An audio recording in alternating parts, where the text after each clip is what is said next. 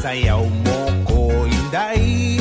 Sumayaw ka sa iba. Ikaw ang gusto ko. Bakit ako'y maraming iba dyan?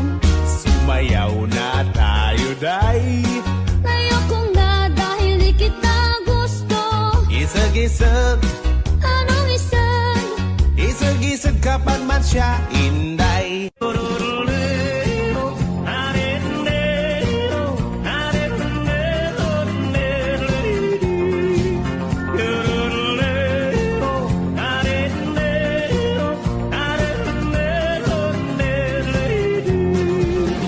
Dito sa pitong gatang, sa tabi ng buyan, makasaysayan na kung nalalaman. Ito ay hindi chismis na pag-uusapan lang.